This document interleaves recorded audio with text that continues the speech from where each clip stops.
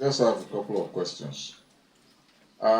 You spoke about the clusters of access gaps, and which in political circles we call ungoverned spaces.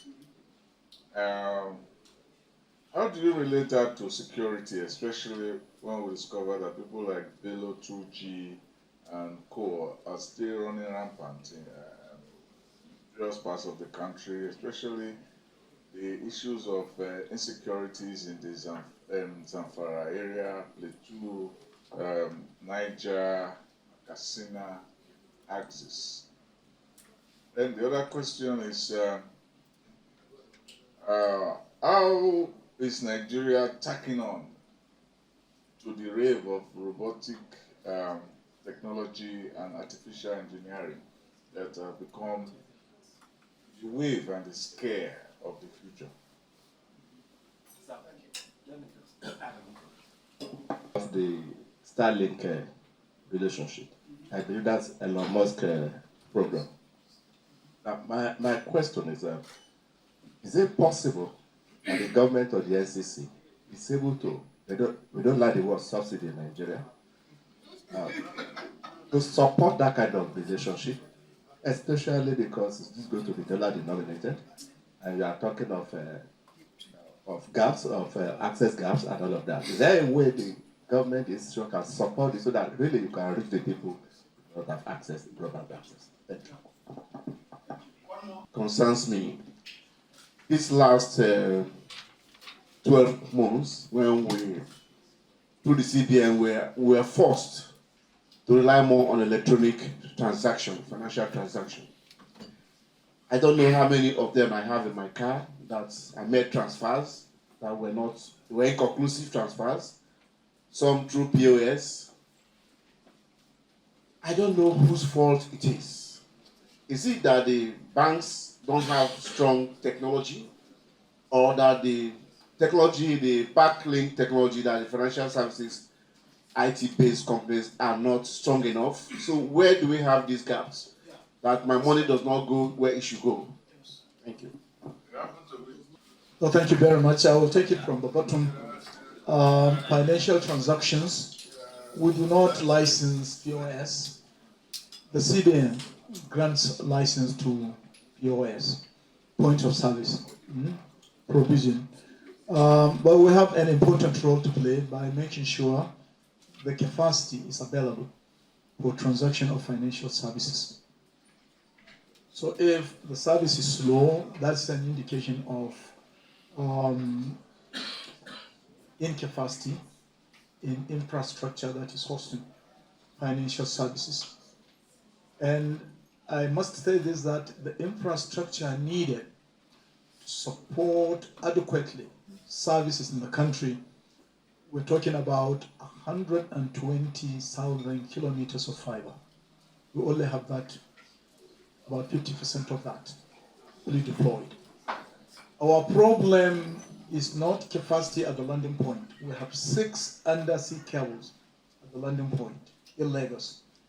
Our challenge is how we can move this massive capacity into the hinterland, into places like Abuja, Port Harcourt, and other states in the Federation. Doing that will cost money.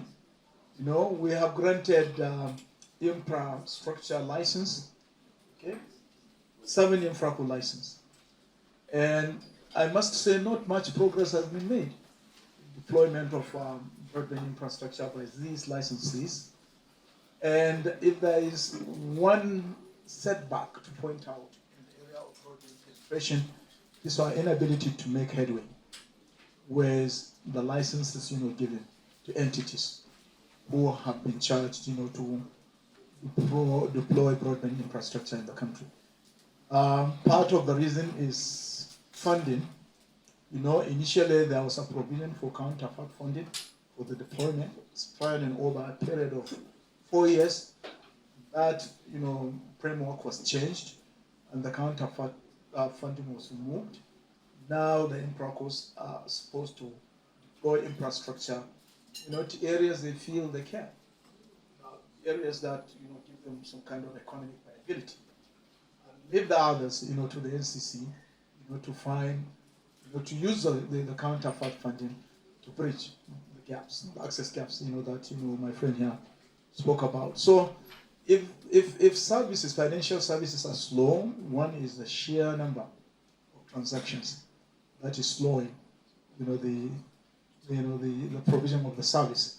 If the channel remains the same, if the road is the same, and at peak hour you have a large volume of traffic coming, then obviously the way the traffic will be flowing along that channel will be very slow compared to when there is no traffic congestion, at both ends, or at one end, you find the traffic will be flowing. The same analogy is true when it comes to communication channels. You have more traffic to contend with, then the channel slows down. What can you do? Is for construction of more roads, that will take time. And the provision of additional capacity to existing telecommunication channels equally to the federal government. Then there is clusters of access gap and security. Yeah, oh yes, where you don't have coverage in terms of communication services or telecommunication services, that will be a situation that will exacerbate insecurity, because there's no way those areas can be reached. Because how do we normally track criminals? Is when they make calls. Okay, those calls are tracked, to their source, and even if calls are not made, provided the devices they are using are on, provided we have batteries in them, those devices can still be tracked, fortunately. But you still rely on the infrastructure to be able to do the tracking, either wirelessly or you do it, via, fiber cables. You don't find fiber cables in many parts of Zamfara. Equally well, the best transceiver stations in that part of the country are grossly inadequate. So we encourage deployment of more BTSs in many parts of the country. But the telcos want to do this, in areas, that have economic viability. The NCC would like to see the deployment be done, beyond the frontiers of economic viability. It's like a tug of war, so we need to find a way to spur this deployment by providing, counterpart funding, what the NCC is doing. But at the rate we are doing this, it has been calculated that it's going to take us close to 100 years to be able to bridge all the access gaps, clusters of access gaps in the country. Nigerians don't have the comfort of 100 years. I have an ambition to see that these clusters of access gaps are reached, adequately during my time as a EBC. So that is why we're looking at other options. Okay, do you have to physically deploy base transceiver stations in all locations of the country, or is there a technology, a rural technology, for example, that will enable this bridging process to be speeded up? Or can we rely, like I said, in satellite communications, to do this? Okay, so there are many options that are available. We've already spelled them out. We are looking at all of them. Perhaps we will come to a conclusion as to which option best fit our situation in this country. Thank you. We will do this in collaboration with other agencies of government that have similar mandate of deployment of robotics and information, and artificial intelligence to enable them efficiently provide or discharge their mandates. Yes, indeed, it's on our table.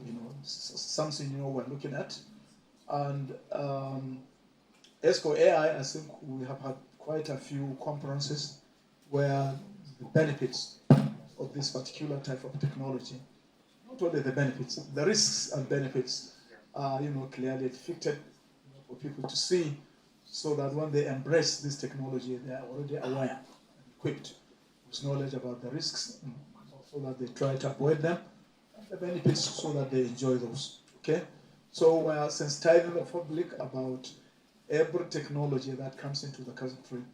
We normally make it our business to do massive sensitization in the same way we sensitize the public about the 5G technology. Thank you very much.